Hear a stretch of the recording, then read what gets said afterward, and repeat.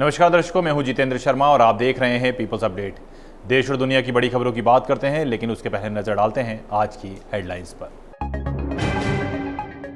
वहीं cross voting के डर से कांग्रेस विधायकों को बेंगलुरु भेजा जा रहा था और जैसे ही इस घटना की जानकारी लगी उन्हें वापस बुला लिया गया।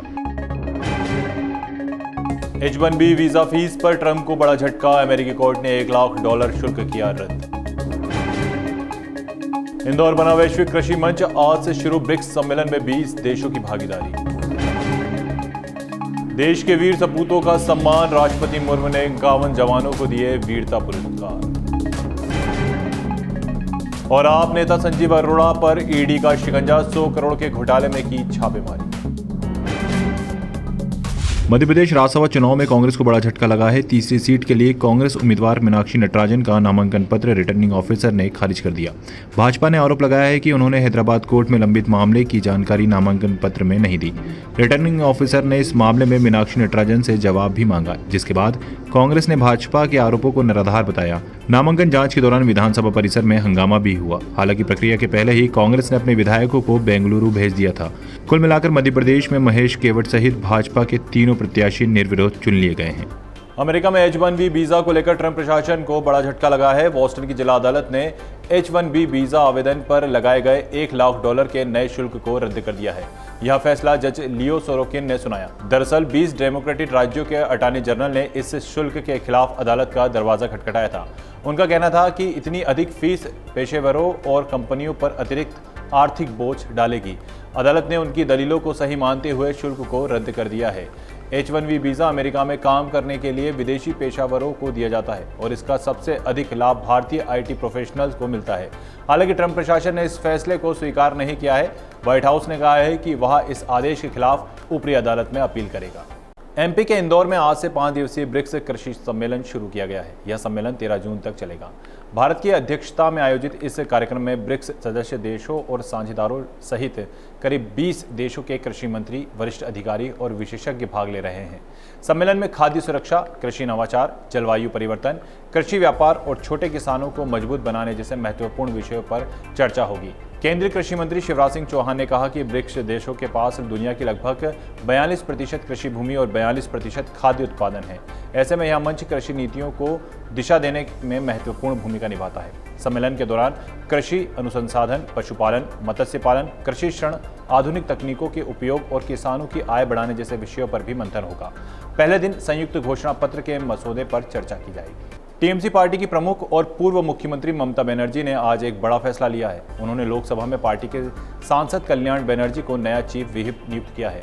इस नियुक्ति को लेकर ममता बनर्जी ने लोकसभा अध्यक्ष ओम बिरला को आधिकारिक पत्र भेजा है और इसे तत्काल प्रभाव से लागू करने की मांग की है। रिपोर्ट्स के मुताबिक टीएमसी ने कुछ सांसदों के बीच नेतृत्व को लेकर मतभेद की स्थिति बनी हुई है, जिससे राजनीतिक माहौल और अधिक गर्म हो गया है। पार्टी नेतृत्व इस स्थिति को नियंत्रित करने और संगठन में एकजुटता बनाए रखने की कोशिश कर रहा है। राष्ट्रपति द्रौपदी मुर्मू ने राष्ट्रपति भवन में आयोजित रक्षा अलंकरण समारोह 2026 में देश के 51 वीर जवानों और अधिकारियों को वीरता पुरस्कारों से सम्मानित किया। इस समारोह में 7 कीर्ति चक्र, 15 वीर चक्र और 29 शौर्य चक्र प्रदान किए गए। ये सम्मान उन जवानों और अधिकारियों को दिए गए जिन्होंने आतंकवाद विरोधी अभियानों, सीमा सुरक्षा और विशेष सैन्य अभियानों में असाधारण साहस और वीरता का प्रदर्शन किया। समारोह के दौरान सम्मानित जवानों और उनके परिजनों की मौजूदगी ने माहौल को भावुक बना दिया। राष्ट्रपति ने कहा कि देश को अपने सैनिकों और सुरक्षा बलों की बहादुरी पर गर्व है। उन्होंने कहा कि इन वीर जवानों का साहस और बलिदान आने वाली पीढ़ियों को प्रेरित करता रहेगा। समारोह में सेना, वायुसेना, नौसेना और अन्य सुरक्षा बलों के वरिष्ठ अधिकारी भी मौजूद रहे। बिहार के चर्चित शिक्षक फैजल खान उर्फ खान सर को पटना कोर्ट से बड़ी राहत मिली है। अदालत ने फिलहाल उनकी गिरफ्तारी और किसी भी तरह की कार्रवाई पर रोक लगा दी है।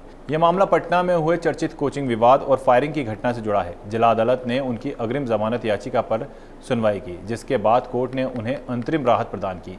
मामले की अगली सुनवाई 30 जून को होगी। जानकारी के अनुसार खान सर के कोचिंग संस्थान से जुड़े विवाद के दौरान हुई फायरिंग के मामले में कदमकुआ थाने में प्राथमिकी दर्ज कराई गई थी। फायरिंग के आरोप संस्थान के 2 सुरक्षा कर्मियों पर लगाए गए, जो फिलहाल न्यायिक हिरासत में हैं। कोर्ट के इस फैसले से खान सर को फिलहाल कानूनी राहत मिल गई है। उनके समर्थकों ने अदालत के फैसले का स्वागत किया, जबकि मामले की जांच अभी जारी है। आम आदमी पार्टी के नेता और पंजाब सरकार के पूर्व मंत्री संजीव अरोड़ा से जुड़े कथित मनी लॉन्ड्रिंग मामले में ईडी ने बड़ी कार्रवाई की है। आज सुबह ईडी की टीमों ने पंजाब, दिल्ली, नोएडा और उत्तर प्रदेश के बरेली समेत कई शहरों में एक साथ छापेमारी की। यह कार्रवाई करीब 100 करोड़ के जीएसटी घोटाले और फर्जी निर्यात से जुड़े मामले में की गई है। जांच एजेंसी के अनुसार कई संस्थानों के दस्तावेज और डिजिटल रिकॉर्ड जुटाए गए हैं।